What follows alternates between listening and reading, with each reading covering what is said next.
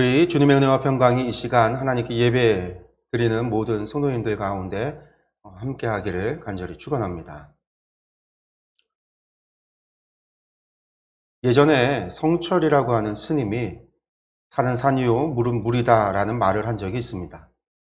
너무나 당연한 이야기 같습니다. 산은 산이고 물은 물인 것이지 뭐 특별한 게 따로 되는 게 있는가 이렇게 생각할 수도 있죠. 그런데 꼭 그런 것만은 아닌 것 같습니다. 산은 그대로인데 그 산을 바라보는 사람들에게 있어서 그 산은 그저 산일 수 없고 물도 그저 물일 수가 없다라는 겁니다. 등산객에게 있어서 산은 정복해야 할 대상입니다. 신만이에게 있어서는 산은 보물, 창고와도 같습니다. 개발을 하는 건설사 사장에게 있어서 산은 개발해야 할 땅입니다. 산은 그저 산일 뿐이지만 사람에 따라서 그 산을 바라보는 관점에 따라서 산은 이처럼 달라질 수가 있다라는 겁니다. 오늘 말씀은 정탐꾼들이 40일간의 가나안 정탐을 마치고 돌아와서 정탐 보고를 하는 말씀입니다. 정탐꾼들의 보고는 비교적 정확하고 상세했습니다. 가나안 땅은 하나님의 말씀 그대로의 땅이었습니다. 여기까지는 괜찮았습니다. 그러나 그 땅을 평가하는 순간에 이르러 전혀 다른 두 가지 평가가 나옵니다. 갈렙과 여호수아는 그 땅이 우리의 밥이라 이야기하고 나머지 10명의 정탐꾼들은 우리가 저들의 밥이라고 이야기합니다. 가나안 땅은 그저 그대로인데 왜 이러한 평가가 갈라지게 되었을까요? 산은 산이고 물은 물이듯 가나안 땅은 가나안 땅이고 가나안 족속은 그저 가나안 족속일 뿐입니다. 그런데 왜 이런 전혀 다른 결론에 도달했을까요? 그것은 바로 그 땅을 바라보는 이들의 관점의 차이였습니다. 그리고 그 관점이라는 것이 결국은 그들이 세상을 이해하고 세상에 대해 믿고 있었던 그들의 믿음의 차이에서 온 것입니다. 하나님께서는 분명히 이스라엘에게 가나안 땅을 주시겠다라고 말씀하셨습니다. 그 땅의 7 족속을 멸하게 하시겠다라고도 말씀하셨습니다. 하나님께서 그 말씀을 하셨을 때와 지금 바뀐 것은 아무것도 없습니다. 하나님께서 바뀌신 것도 아닙니다. 하나님의 약속이 변화된 것도 아닙니다. 그렇다고 가나안 땅이 갑자기 그 사이에 요새가 되고 가나안 족속이 거인이 되고 용사가 된 것도 아닙니다. 하나님께서 말씀하실 때나 지금이나 다르지가 않습니다. 그저 정탐을 보고하는 정탐꾼들에게 하나님을 향한 믿음이 있고 없고의 차이, 하나님의 말씀에 대한 확신이 없었을 뿐입니다. 성도 여러분, 오늘의 말씀을 통해서 우리가 어떤 믿음의 자세를 갖느냐에 따라 세상이 달리 보일 수 있음을 깨달으시기 바랍니다.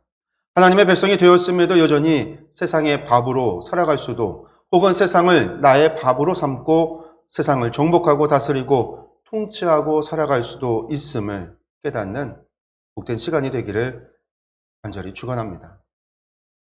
우리가 말씀을 다시 한번 보면은요, 40일의 정탐을 마치고 정탐꾼들이 돌아왔습니다. 그것이 이제 25절에서 26절의 말씀입니다.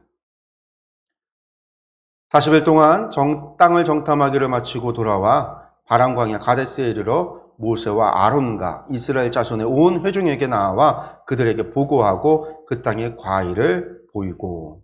아멘. 여러분들 지금 이제 정탐꾼들이 돌아왔습니다. 40일 만에 돌아온 거죠. 아마도 이들이 돌아온다라고 하는 소식에 온 이스라엘이 나와 그들을 맞이했을 겁니다. 이스라엘 백성들은 지난 40일 동안 정탐꾼들이 돌아오기만을 손꼽아 기다렸습니다. 그들은 아마도 소망 가운데 정탐꾼들이 가져올 좋은 소식을 기대하면서 가나안 땅에 대한 상상의 나래를 펼쳤을 겁니다. 그러한 그때의 정탐꾼이 돌아왔습니다. 두 장정이 들어야 할 만큼 큰 포도송이를 들고 돌아옵니다. 자신들의 꿈꿔왔던 젖과 꿀이 흐르는 땅의 바로 증거입니다. 그들을 바라보는 이스라엘 백성들은 모두들 흥분했을 겁니다. 그들의 소망이 이루어지는 순간인 것이죠. 영화나 드라마로 친다면 지금 클라이맥스로 나아가고 있는 순간입니다. 백성들 사이에 이들이 왔다라는 소문이 나고 사람들은 모두들 장막으로 나와서 하나님의 회막 앞에 몰려듭니다. 기대와 흥분의 도가니입니다. 그러한 상황 중에 정탐꾼들이 먼저 모세에게 보고를 하기 시작을 합니다. 27절에서 29절의 말씀입니다. 모세에게 말하여 이르되 당신이 우리를 보낸 땅에 간즉 과연 그 땅에 젖과 꿀이 흐르는데 이것은 그 땅의 과일이니이다. 그러나 그 땅 거주민은 강하고 성읍은 견고하고 심히 클 뿐 아니라 거기서 아낙 자손을 보았으며 아말렉인은 남방 땅에 거주하고 헤린과 여부스인과 아모리인은 산지에 거주하고 가나안인은 해변과 요단가에 거주하더이다. 아멘. 정탐꾼들이 모세에게 하는 보고, 그 보고 안에는 가나안 땅의 특징 두 가지가 있습니다. 첫째는 가나안 땅이 하나님께서 약속하신 대로 젖과 꿀이 흐르는 비옥한 땅이라는 겁니다. 그리고 또 하나는 그 땅에 거주하는 거주민이 강하고 그 성읍은 견고하고 심히 클 뿐 아니라 아낙 자손이 산다라는 것입니다. 즉 가나안 땅은 하나님께서 약속하신 대로 그대로 풍요와 번영을 누릴 수 있는 비옥한 땅이지만 결코 쉽게 정복할 수 있는 땅은 아니었다라는 겁니다. 다시 말해 약속의 땅이란 거저 얻어지는 것이 아닙니다. 이스라엘 백성들은 강한 가나안 거주민들과의 치열한 전투에서 승리해야만 비로소 젖과 꿀이 흐르는 땅, 약속의 땅을 차지할 수 있었던 겁니다. 이와 마찬가지로 오늘날 성도들이 소망하고 또한 하나님께서 성도들에게 약속해 주신 약속의 땅, 그 천국 역시 결코 쉽게 얻어지는 것이 아닙니다. 즉 천국은 우리가 이 땅에서 벌어지고 있는 사단과의 치열한 영적 전쟁에서 반드시 승리해야만 차지할 수 있는 겁니다. 그래서 예수님께서는 천국을 침노하여 빼앗는 자의 것이라 이렇게 말씀하셨습니다. 또한 계시록에서는 7교회에게 주신 약속을 보면 모두 이기는 자가 얻게 될 것이다 라고 말합니다. 즉 교회는 세상과 싸워 이겨야만 되고 이길 때에 하나님의 그 약속을 쟁취할 수 있다라는 얘기입니다. 그러므로 안일한 생활을 하면서 적극적으로 죄악과 맞서 싸우지 않는 사람들은 결코 천국에 들어갈 수도 없고 하나님의 그 약속의 복들을 쟁취할 수도 없다라는 겁니다. 그렇습니다. 천국은 오직 적극적으로 사단의 세력과 싸워 이기는 자들의 것입니다. 싸움을 회피하거나 물러서는 사람들은 결코 천국을 차지할 수 없습니다. 사도 바울이 자신의 임박한 죽음 앞에서 고백했던 것처럼 선한 싸움 다 싸우고 달려갈 길을 마쳐야만 들어갈 수 있는 곳이 천국입니다. 그러므로 성도 여러분, 우리는 오직 하나님께서 이미 우리에게 허락하신 천국을 차지하기 위해서 적극적으로 사단의 세력과 맞서 싸우는 자들이 되어야만 합니다. 그 어떤 괴계야 유혹 앞에서도 결코 굴복하지 말고 끝까지 싸우는 자들이 되어야 합니다. 그럴 때 우리는 마치 여호수아가 이끄는 이스라엘 백성들이 가나안 족속들에 대해서 이미 보장된 승리를 거두고 가나안 땅을 차지할 수 있었던 것처럼 우리도 보장된 승리를 거두고 당당히 천국을 차지하게 될 것입니다. 우리가 여기까지 보면 정탐꾼들의 보고가 크게 문제가 될 것 같지 않습니다. 여러분들 그들의 보고는 객관적이고 증거를 앞세운 그 땅이 얼마나 비옥한지를 보여주는 포도송이를 앞세운 보고였습니다. 하나님께서 약속하신 대로 젖과 꿀이 흐르는 비옥한 땅입니다.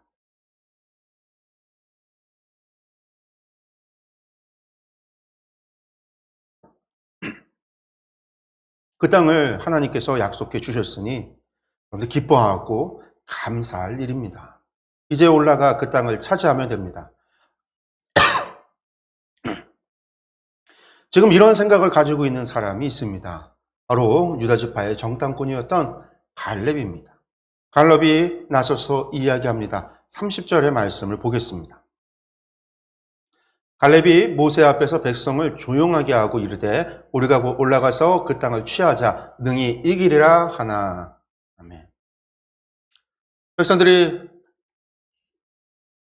사이에 소동이 있었는지 수군거림이 있었는지 갈렙이 나서서 백성들을 조용하게 합니다. 그리고 말을 합니다. 우리가 곧 올라가서 그 땅을 취하자.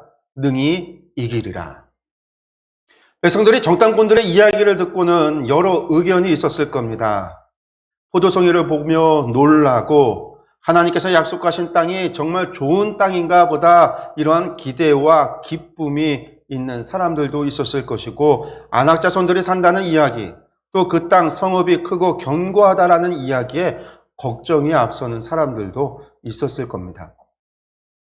여러분들, 이스라엘 사람들은 지난 40일 동안 혹은 출애굽을 경험하고 나서 광야 시대, 광야를 걸으면서 무엇을 기대하고 있었을까요? 하나님께서 약속의 땅을 주시겠다라고 하셨을 때 젖과 꿀이 흐르는 땅만을 생각했을까요? 그 땅에 사는 거주민에 대해서는, 또 그 성읍에 대해서는 아무 생각이 없었을까요? 그저 성도 없고 텐트만 치는 몇 사람만 살고 있는 그런 땅. 그래서 자신들이 올라가면 그냥 다 도망가고 그 땅을 무주공산으로 자신들이 무혈입성해요 힘 하나 안 쓰고 차지할 것으로 생각을 했을까요? 아마 그런 생각하지 않았을 겁니다. 좋은 땅이면 당연히 사람들이 모여 살 것입니다. 애굽에서 종살이 했지만 애굽과 전쟁을 했던 해양 민족인 블레셋의 이야기도 그들은 다 들어서 알고 있었을 겁니다. 그렇습니다. 출애굽하기 전에 얼마 되지 않은 그 시간에 이 블레셋과 애굽이 전쟁을 했고 결국은 애굽이 블레셋에 땅을 내주어야만 했었습니다. 그런 사람들이 사는 땅이 그들이 올라가는 가나안 땅입니다. 그러니 그들은 힘 한 번 안 쓰고 차지할 것으로 생각하지는 않았을 겁니다. 그러니 지금 정탐꾼들의 정탐 보고는 그들이 상상하던 상상의 범주 안에 있는 보고입니다. 좋은 땅, 젖과 꿀이 흐르는 땅, 그리고 그 땅에는 사는 사람들이 성읍과 성을 쌓고 살아가는 사람들이 있구나. 아마 이 정도는 그들도 충분히 예상했을 것입니다. 그저 그들은 정탐꾼들의 보고를 듣고 그것을 자기 나름대로 생각하고 서로 이야기하며 의견을 수근거리고 있었던 겁니다. 그럼 그들을 갈렙이 조용히 시킵니다. 그리고 이제 올라가서 그 땅을 취하자고 이야기합니다. 우리가 능히 그들을 이길 것이라 이렇게 이야기합니다. 갈렙이 이렇게 보고하는 이유는 무엇입니까? 그의 이런 확신에 찬 근거는 무엇입니까? 갈렙은 하나님의 약속을 믿었기 때문입니다. 그렇게 하나님의 말씀대로 그 땅이 젖과 꿀이 흐르는 땅일 뿐만 아니라 이제 그 땅이 자신들의 소유가 될 하나님께서 주실 땅이라는 믿음이 있었습니다. 그렇게 그는 담대하게 백성들을 향해서 올라가 그 땅을 취하자라고 이야기할 수 있었던 겁니다. 뿐만 아니라 그들을 능히 이길 것이다 라고 말할 수 있는 겁니다.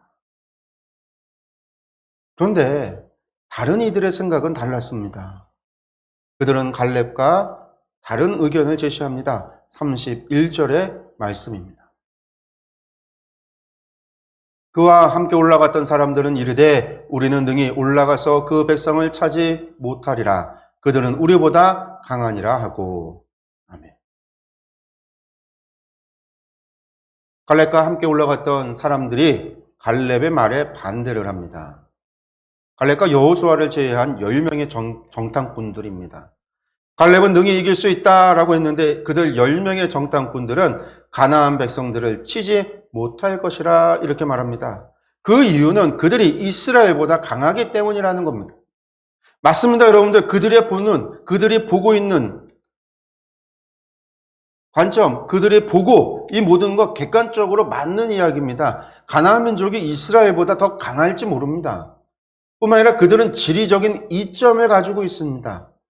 이스라엘은 그 땅의 지리를 잘 모릅니다. 게다가 그들은 산을 타고 올라가야 하고 저들은 산 위에서 성을 방어하는 입장입니다.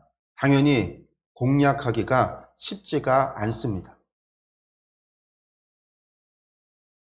당나라와 고구려가 싸웠던 안시성 전투 영화를 보면 당나라 군대가 20만 명 정도였고 안시성 내의 군인 수가 5천 명 정도였다라고 합니다. 물론 실제로 더 될 수도 있습니다. 그러나 많아봐야 성내의 군인의 수가 한 1만 명 정도였던 것 같습니다. 그러면 20만 명 대 1만 명입니다. 20대 1인 거죠. 그런데 당나라 20만 명으로 1만 명이 지키는 안식성을 함락을 시키질 못합니다. 성을 공격한다라는 것이 이렇게 어렵고 힘이 드는 겁니다. 그러니 지금 정탐꾼들의 보고는 객관적일 수 있습니다. 전략적으로 쉽지 않은 일이라 할 수 있습니다. 여러분들, 그러나 이것은 이스라엘 자신들만 전쟁에 참여할 때의 이야기입니다. 하나님께서는 이스라엘과 함께 하시겠다 분명히 말씀하셨습니다. 전쟁은 여호와께 속했음을 그들에게 이미 르비딘 골짜기에서 아말렉 족속을 쳐서 무찔러 주실 때에 알려주셨습니다. 이들의 이야기는 얼핏 객관적인 것 같고 논리적인 것 같고 상식적인 이야기인 것 같습니다. 그러나 이들에게는 하나님께 대한 믿음이 없습니다. 하나님께서 자신들과 함께하고 있음을 믿지 못하고 전쟁이 여호와께 속하여 있음도 믿지 못합니다. 하나님께서 예굽에서 10가지 재앙을 내리시고 홍해바다를 가르시고 하늘에서 만나를 날마다 내려주시고 반석에서 물을 내시고 구름과 불기둥으로 그들을 인도하고 있음에도 그들은 하나님을 신뢰하지 못하고 하나님께서 자신들과 함께하고 있다는 것을 믿지 못하고 하나님을 아예 믿지 못하고 있는 겁니다. 성도 여러분, 믿음이 없는 사람은 결코 현실을 넘어서는 그 어떤 소망도 가질 수 없습니다. 그들이 꿈꾸는 소망이란 단지 자신이 처한 현실 속에서 자신의 미약한 능력으로 이룰 수 있는 보잘것없는 것에 불과합니다. 그래서 현실이 악화되거나 자신의 능력이 미치지 못하게 되면은 곧 절망하여 포기하고 마는 겁니다.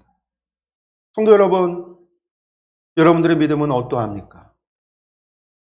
우리는 과연 하나님의 약속을 의지하여 절망적인 현실을 넘어서는 소망을 꿈꾸고 있습니까? 모든 사람의 제정신이 아니라고 할지라도 하나님께서 약속하신 것이 반드시 이루어질 것이라는 확신과 소망을 가지고 계십니까? 꼭 우리가 그 비웃는 자, 조롱하는 자, 낙담하는 자는 아닙니까? 성도 여러분, 만약 그런 사람이라고 한다면 이제 그 믿음 없음에서 돌이켜야 합니다. 그리고 천지 만물의 창조주이시고 그 모든 것을 주관하시는 하나님을 믿어야 합니다. 그럴 때 우리는 비로소 이제까지 보지 못하던 것을 보게 될 것이고 이제까지 꿈꿀 수 없었던 소망을 갖게 될 것입니다. 그리고 마침내는 이제까지 맛볼 수 없었던 놀라운 성취의 기쁨을 맛보게 될 것입니다.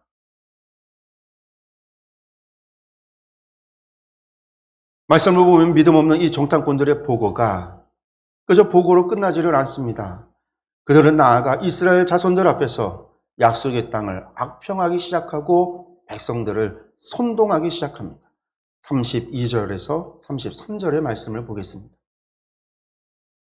이스라엘 자손 앞에서 그 정탐한 땅을 악평하여 이르되 우리가 두루 다니며 정탐한 땅은 그 거주민을 삼키는 땅이요 거기서 본 모든 백성은 신장이 장대한 자들이며 거기서 네피림 후손인 아낙 자손의 거인들을 보았나니 우리는 스스로 보기에도 메뚜기 같으니 그들이 보기에도 그와 같았을 것이니라. 아멘. 10명의 정탐꾼들은 단순히 보고한 것으로 끝나지를 않았습니다. 그들의 보고가 객관적이고 상식적이었을지는 몰라도 이제는 아닙니다. 여러분들, 이들은 이스라엘 자손을 선동하기 시작합니다. 자신들의 보고 온 그 땅을, 하나님께서 약속하신 그 땅을 악평하기 시작합니다. 그들은 과장하고 더욱 부풀려서 악의적으로 이야기를 하기 시작합니다. 하나님의 약속의 땅, 그 복의 땅을 이들은 저주받은 땅으로, 자신들을 죽음에 이르게 할 땅으로 악평하기 시작합니다. 먼저 그들은 가나안 땅을 향해서 그 거민을 삼키는 땅이라고 말합니다. 즉, 그 땅이 비옥한 땅이기 때문에 그 땅을 차지하기 위해서 많은 족속이 싸우다가 멸망할 땅이라는 이야기입니다. 그러므로 자신들이 그 땅에 들어간다는 것은 자신들도 그 땅에 전쟁에 휩쓸려 삼켜지게 될 것이다 라고 하는 의미입니다. 다음으로 그들은 가나안 거주민들 모두가 아낙 자손도 아니고 그들이 모두가 장대하지도 않은데 불구하고 그들은 뭐라고 이야기하냐면 모든 백성은 신장이 장대한 자들이라고 거짓말을 하고 있습니다. 뿐만 아닙니다. 헤브론에 거주하는 아낙 자손들을 가리켜서 네피림의 후손, 대장부들이라는 말을 덧붙여서 부르고 있습니다. 그렇게 함으로 더욱 공포감을 느끼게 만들었습니다. 게다가 그들과 비교하여 자신들을 메뚜기 같다라고 말하면서 이스라엘 백성들을 더욱 위축되게 했던 겁니다. 바로 이와 같은 정탐꾼들의 악평 때문에 이스라엘 백성들은 완전히 절망하게 됩니다. 그리고 가나안 땅에 대한 모든 소망을 포기합니다. 뿐만 아니라 하나님에 대해 하나님께 원망을 하기 시작을 합니다. 그 결과 40년간 광야를 유리방황하다가 마침내 갈렙과 여호수아를 제외한 이 출애굽 1세대 전부가 광야에서 소멸되고 마는 무서운 징계를 받게 됩니다. 즉 정탐꾼들의 이 개인적인 불신앙이 그들의 악평으로 말미암아 자신들뿐만 아니라 이스라엘 백성 전체를 죄악으로 몰아갔습니다. 그리고 하나님의 무서운 징계의 대상이 되게 한 것입니다. 그렇습니다. 불신앙은 단지 그 불신앙을 가진 사람 자신에게만 해가 되는 것이 아닙니다. 불신앙은 그 당사자뿐만이 아니라 그에게 영향을 받는 모든 사람에게 치명적인 해를 끼칩니다. 그래서 그 불신앙을 가진 자의 지위가 높으면 높을수록 그 영향력이 크면 클수록 더욱 많은 사람에게 더욱 큰 해를 끼치게 되는 겁니다. 우리가 왕국이 분열된 이후에 북이스라엘의 초대 왕이었던 여로보암을 한번 생각해 보십시오. 그는 북이스라엘의 백성들이 절기를 지키기 위해서 남한국 유다 땅에 있는 이 예루살렘에 올라가고 성전을 방문하게 되면 그들의 마음이 자신에게서 떠나갈 것에 대해서 두려워했습니다. 그래서 그는 북왕국 땅에 속해 있었던 단과 베델에 금송아지 우상을 만들어 두고는 북이스라엘 백성들로 하여금 그 금송아지가 하나님이라고 거짓을 말하고는 그것을 하나님으로 섬기게 했습니다. 이와 같은 여로보암의 불신앙은 여로보암 자신에게서 끝나지 않습니다. 여로보암의 이 불신앙은 자신과 가족들을 멸망에 이르게 했을 뿐만 아니라 나아가 이스라엘 백성 전체로 하여금 하나님을 떠나게 하고 우상 숭배에 빠지게 합니다. 그리고 마침내는 이 죄로 말미암아 멸망받아 이방의 포로가 되고 맙니다. 열왕기상 11장에서 여로보암이 이 이야기가 등장을 하는데 열왕기하 17장에 이르러 북이스라엘이 멸망할 때 하나님께서는 분명하게 여로보암의 죄 때문이라고 말씀하십니다. 여로보암의 죄 하나가 이스라엘을 멸망에 이르게 한 것입니다. 또 예수님 당시에 바리새인과 서기관들도 있습니다. 그런데 그들은 표면적으로는 하나님을 섬기는 것처럼 행동했지만 진실한 신앙을 갖지는 못한 자들이었습니다. 그런데 바로 이런 자들이 이스라엘의 지도층이었고 백성들에게 영향력을 끼치는 자리에 앉아 있었습니다. 그들은 백성의 선생이라는 지위를 누렸습니다. 그들이 이스라엘 백성들을 가르쳤기 때문에 그들의 불신앙은 이스라엘 백성들 전체에게 영향을 미치게 됩니다. 그 결과 이스라엘 전체가 구원에 이를 수 없는 형식적인 신앙에 빠지게 된 것입니다. 그래서 예수님께서는 이런 바리새인들과 서기관들을 향해서 화 있을진저 외식하는 서기관들과 바리새인들이여 너희는 천국문을 사람들 앞에서 닫고 너희도 들어가지 않고 들어가려 하는 자도 들어가지 못하게 하는도다 라고 책망하셨습니다. 그러므로 성도 여러분, 우리는 결코 불신앙에 빠져서는 안 됩니다. 이런 불신앙은 단지 나 자신뿐만이 아니라 나를 신뢰하는 모든 자들에게 치명적인 해가 된다는 사실을 명심해야 합니다. 언제나 마음을 굳건히 하고 믿음을 지켜야 합니다. 또한 지금 나의 신앙이 견고하다라고 하는 교만한 생각을 가지고 자만에 빠져서도 안 됩니다. 모든 사람이 나를 인정한다 해서 결코 안심해서도 안 됩니다. 사도 바울은 선줄로 생각하는 자는 넘어질까 조심하라 라고 했습니다. 만약 많은 사람들이 인정하는 그런 나의 신앙이 무너지게 된다라고 한다면 그만큼 더욱 많은 사람들의 신앙이 함께 무너질 수 있음도 알아야 합니다. 그러므로 결코 교만하지 말고 항상 두렵고 떨림으로 진실한 믿음을 지켜가는 우리 모두가 되어야 할 것입니다. 마지막으로 이 33절의 말씀을 다시 한번 보면은요. 정탐꾼들은 자신들을 안악 자손들과 비교하여 스스로를 메뚜기 같다라고 했습니다. 우리가 흔히 이것을 가리켜서 메뚜기 신앙이다라고 이야기하는데요. 이것은 열등감으로 인한 극단적인 자기 비하의 표현입니다. 정탐꾼들이 이처럼 열등감을 가질 수밖에 없었던 것은 자신들과 함께하는 하나님을 믿지 못했기 때문입니다. 하나님을 믿지 못했기 때문에 그들은 오직 안악자손들과 자신들의 외모와 외형, 가지고 있는 것들, 이런 것들만을 비교할 수밖에 없었습니다. 그 외모만을 비교했을 때 자신들은 그들에 비해서 한없이 열등한 존재라고 느낄 수밖에 없었던 겁니다. 이처럼 하나님의 백성이 하나님을 보지 못하고 자신을 볼 때 한없는 열등감에 사로잡힐 수밖에 없습니다. 왜냐하면 하나님께서 당신의 백성으로 택하신 자들은 결코 인간적인 면에서 탁월한 자들이 아니기 때문입니다. 여러분들 생각해 보십시오. 구약시대 하나님의 백성으로 선택되었던 이스라엘 민족을 객관적인 기준으로 본다고 우리가 말한다고 한다면 그들은 탁월한 민족입니까? 탁월한 민족이라고 말할 수 있습니까? 아니요. 결코 그렇게 말할 수 없습니다. 그들은 한낱 애굽의 노예에 불과했던 자들입니다. 그들은 어떤 독자적인 문화도 가지고 있지 않았으며 막강한 군사력을 지닌 민족도 아니었습니다. 이스라엘 역사를 통틀어서 그들이 가장 자랑스럽게 여길 만한 시대인 다윗과 솔로몬의 시대조차도 애굽이나 아수르, 바벨론, 페르시아의 번영에 비한다면 한없이 초라한 정도에 지나지 않습니다. 또 신약시대에 와서 예수 그리스도로 말미암아 하나님의 백성이 되었다라고 하는 자들은 어떠합니까? 여러분들 그들 역시 인간적으로 본다면 세상 사람들에 비해서 결코 탁월하다라고 말할 수 없는 자들입니다.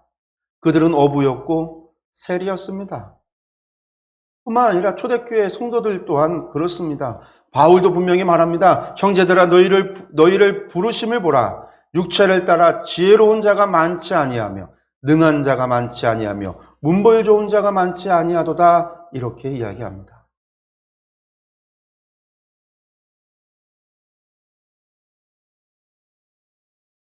이것은 바로 오늘날 우리 자신들의 육체적인 면모에 대한 평가이기도 합니다. 그렇습니다. 하나님의 백성들은 인간적인 기준으로 육체를 따라 평가한다면 다른 어떤 사람들보다 보잘것없는 자들입니다. 그래서 하나님을 보지 못하고 자신만을 본다라고 한다면 열등, 의식에 사로잡히는 것 너무나도 당연한 이야기입니다. 그러나 하나님을 바라본다면 다릅니다. 그들과 항상 함께 하시며 그들을 도와주시는 하나님을 본다면 그들은 진정 누구 앞에서도 탁월한 자들입니다. 생각해 보십시오. 천지 만물의 창조주이시고 주관자이신 하나님께서 함께 하시는데 과연 그 누가 그들과 견줄 수가 있겠습니까? 이 땅에서 과연 그 누가 모세와 같이 바다를 가르며 여호수아와 같이 태양을 멈춰 세울 수가 있겠습니까? 또 엘리야와 같이 하늘에서 불을 내리게 하며 베드로와 같이 물 위를 걸을 수 있겠습니까? 도저히 불가능합니다. 이 땅에 사는 그 누구도 하나님께서 함께 하시는 하나님의 백성들보다 더 탁월할 수는 없습니다. 그렇습니다. 하나님께서 함께 하시는 한 하나님의 백성은 그 어떤 존재 앞에서도 결코 열등하지 않습니다. 만약 열등감을 느낀다면 이것은 바로 자신과 함께 하시는 하나님을 보지 못하는 것이고 그 하나님께서 자신을 도우시는 분이심을 믿지 못하는 겁니다. 즉 열등감이란 불신앙의 증거입니다. 하나님께서 우리에게 항상 좋은 것을 주시며 우리의 가진 모든 것을 통하여 영광 받으시는 분이심을 믿는 자들은 결코 열등감에 사로잡혀 자신을 비하하거나 자포자기할 수 없습니다. 성도 여러분, 지금 여러분도 열등감에 사로잡혀 있지는 않습니까? 메뚜기와 같은 신앙을 가지고 있지는 않습니까? 만약 그렇다라고 한다면 그것은 바로 여러분의 신앙이 얼마나 나약하며 여러분이 얼마나 불신앙적인 자인지를 보여주는 증거입니다. 오직 하나님만을 바라보시기 바랍니다. 하나님은 날마다 우리와 함께 하시며 우리의 모든 필요를 채워주실 뿐만 아니라 우리의 모든 대적들을 이기게 하시는 분이십니다. 우리가 그 하나님을 바라본다면 우리는 결코 우리 스스로를 열등하다라고 느끼지 않을 것이고 항상 당당하게 세상을 살아갈 수 있을 겁니다. 기도하겠습니다.